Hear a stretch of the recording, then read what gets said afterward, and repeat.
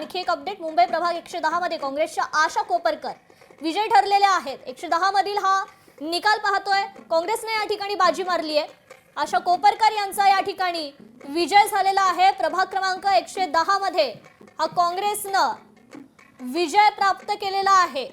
काँग्रेसच्या उमेदवार आशा कोपरकर या ठिकाणी विजयी ठरलेल्या आहेत. वेळोवेळच्या अपडेट्स आपण पाहतोय.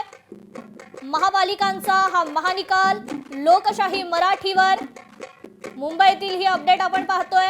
प्रभाग 110 मध्ये काँग्रेसच्या उमेदवाराचा विजय झालाय, तर मुंबईतील प्रभाग 192 मधून यशवंत किल्लेदार पिछाडीवर आहेत. मोठी बातमी आपण या ठिकाणी पाहतोय. मनसेचे उमेदवार यशवंत किल्लेदार हे या ठिकाणी पिछाडीवर असल्याचं समजतंय. खरं तर मनसेसाठी ही जागा अतिशय प्रतिष्ठेची अशी आहे. विनोद घोसाळकरांची सून या ठिकाणी विजय झाली आहे, मात्र मुलाचा पराभव झालेला आहे. मोठी बातमी पाहतोय. विनोद घोसाळकरांची सून विजयी झाली आहे, मुलाचा मात्र या ठिकाणी पराभव झालेला आहे. मोठी बातमी आपण पाहतोय विनोद घोसाळकरांसाठी. तर गणेश खणकर भाजपचे उमेदवार या ठिकाणी जिंकलेले आहेत. विनोद घोसाळकरांच्या मुलाचा मात्र या ठिकाणी पराभव झालेला आहे. ही ब्रेकिंग न्यूज आपण पाहतोय. विनोद घोसाळकर यांच्यासाठी मात्र या दोन्ही जागा अतिशय प्रतिष्ठेच्या होत्या. एकीकडे सुनेच्या विजयाचा हा आनंद आहे, मात्र मुलाचा दुसरीकडे पराभव झालेला आहे.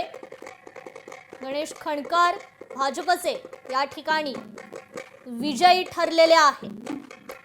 वेळोवेळच्या अपडेट्स आपण घेतोय लोकशाही मराठीवर. जळगाव महापालिकेचं चित्र पाहतोय. भाजपला 46 जागा मिळाल्यात आतापर्यंत, शिवसेना 22, अजित पवारांची राष्ट्रवादी 1, तर काँग्रेसला 0 जागा मिळाल्यात. ठाकरेंच्या शिवसेनेला 5 जागा मिळाल्यात, तर शरद पवारांची राष्ट्रवादी 0, मनसे 0 आणि इतर पक्षांना मात्र 1 जागा मिळवण्यात यश आलेलं आहे.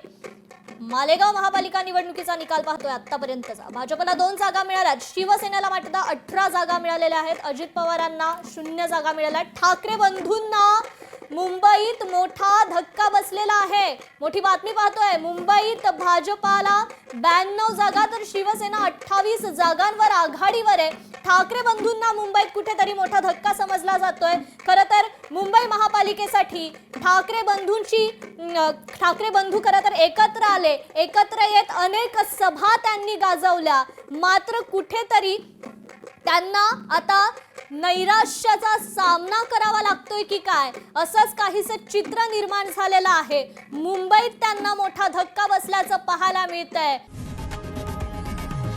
लोकशाही मराठी ऐका, पहा, जागरूक रहा.